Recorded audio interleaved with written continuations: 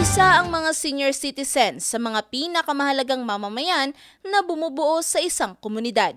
Kaya nitong October 22, nagtipon-tipon ng mga senior citizens mula sa iba't ibang distrito ng lalawigan sa PTDC2 sa bayan ng Lingayen upang ipagdiwang ang Elderly Filipino Week 2025.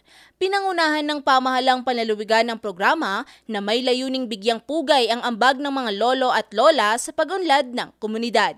Ang opisina po ng ating pamutihing gobernador, through sa opisina po ng PSWD, ay huwag po kayong mabahala dahil kami po ay nakasuporta at susuporta sa inyo pong mga programa at mga pangangailangan. Iba't ibang aktibidad ang isinagawa na naghatid ng sigla at saya sa mga dumalo kasama ang Senior Citizen Association at ibang grupo ng mga nakatatanda sa lalawigan. Bahagi ng pagdiriwang ang pagbibigay ng parangal sa top 5 LGU na Most Outstanding Senior Citizen Center sa Pangasinan na nagpakita ng mahusay na serbisyo at programang nakatuon sa kapakanan ng mga nakatatanda.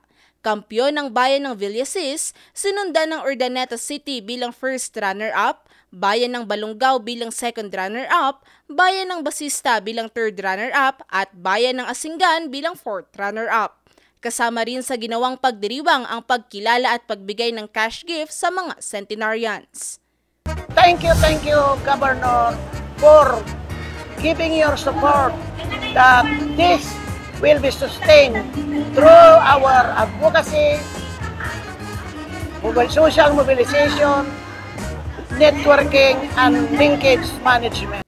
Pinatunayan ng programa na patuloy na nabibigyan ng pansin ng mga pangangailangan ng mga nakatatanda sa pamamagitan ng mga serbisyo at suportang nagmumula sa pamahalaang panlalawigan. Ang tema ng pagdiriwang ngayong taon ay Embracing Age, Living a Life with Dignity and Purpose. Valerie Dismaya, RNG News.